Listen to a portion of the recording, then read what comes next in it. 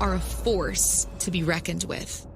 When you were talking earlier, you had mentioned like the Lord like throwing fire on the earth. I actually wrote down a vision of fireballs because I saw Oh, that yes, before you were even sharing that. I saw the Lord throwing, I had a vision of him throwing fireballs on the earth. exactly. Yeah. You know what's And interesting? I was just thinking about meteorites, how they come in and they burn into the atmosphere.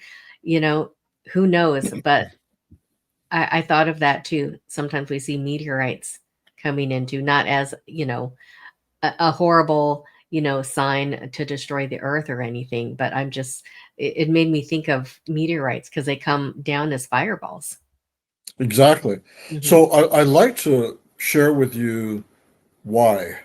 Okay. Uh, because I kept on asking the Lord, Lord, this has to be unto something, Hmm. especially with it lasting for so many years. And Lord, Lord, what is this unto? What is the purpose of this? There must be some reason for this.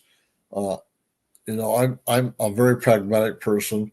I say to the Lord, you can do with me what you want, but I really like to know, the purpose. And I Yeah. came across a few verses I'd like to share with you. One is in Daniel 12. Julie, actually, I was in Hong Kong with Rob Gross again, Hmm. and we were having dinner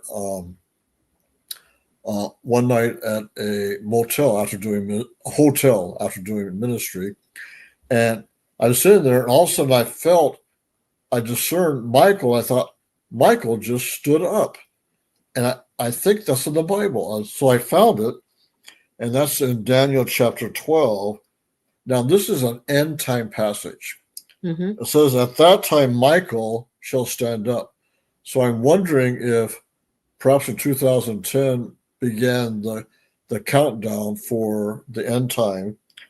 The great prince who stands, and then it goes on to verse 4. But you, Daniel, shut up the words and seal the book until the time of the end. Many shall run to and fro, and knowledge shall increase. And then I, Daniel, looked, and there stood two others. So I think this actually are the two angels of the Lord, maybe the same two that were with Jesus when Jesus and the two angels of the Lord approached Abraham. And one of the angels of the Lord said to the man clothed in linen who was above the waters. Well, that's Jesus as the burning man. So he Hmm. speaks to Jesus. How long shall the fulfillment of these wonders be? Then I heard the man clothed in linen who was above the waters of the river, when he held up his right hand and his left hand to heaven and swore by him who lives forever, that should be for a time, times, and half a times, and when the power of the holy people have been completely shattered, all these things shall be finished. Of course, that's the tribulation. Although I did not understand, and I said, my Lord, what shall be the end of these things? And he said, go your way, Daniel, for the words are sealed and closed up till the time of the end. And then here's the verse, Julie. Many at this time shall be purified. Well, how are you made purified? By fire, and Hmm. made white and refined. So there it is. At the end, there is going to be a refining and a purification. But the wicked shall do wickedly, and none of the wicked shall understand, but the wise man shall understand. And I realize, Julie, that this really is what's happening today. When you listen to the news and people are talking about lawlessness as if it's Yeah. okay and it's right. Well, the wicked are doing wickedly, but they really, really do not understand how lawless they are. They Yeah. totally think they are making sense. So my question was, Julie, why? What is this unto? I came across a verse that I've read so many times, Julie, and it's in John chapter 15.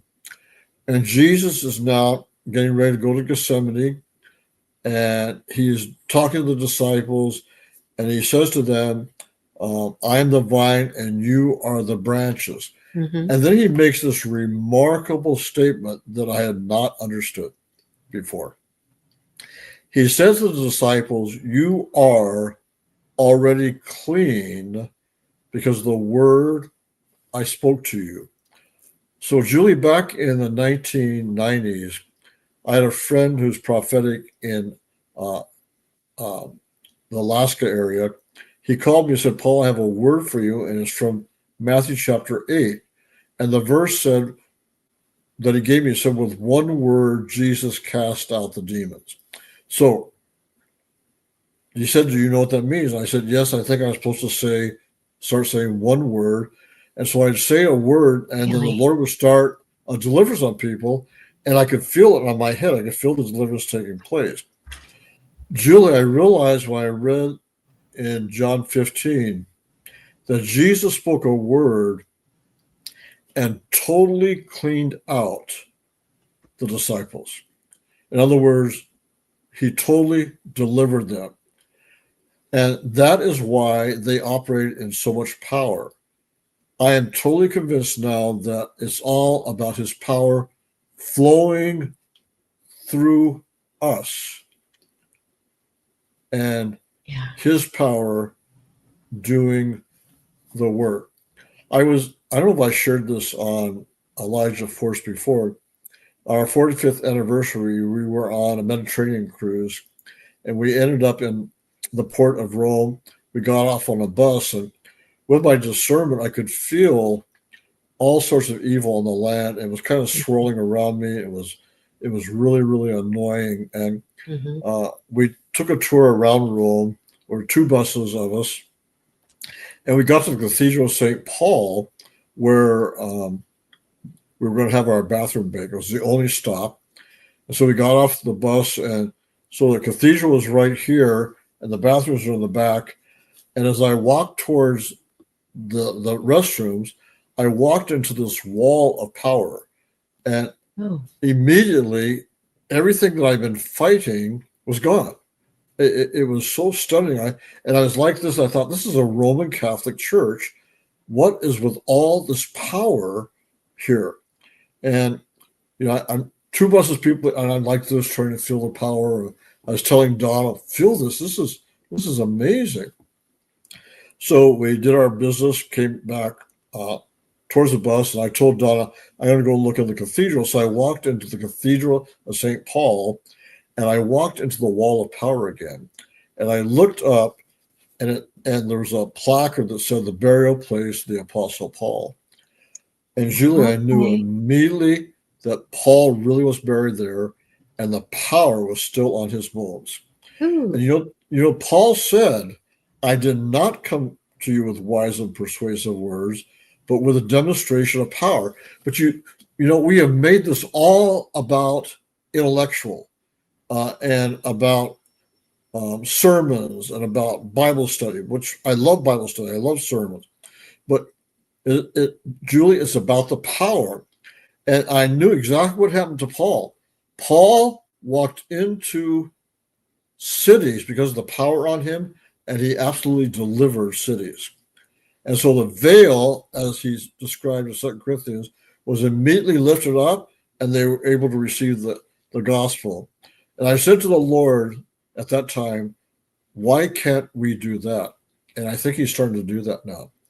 You see, it's about his power.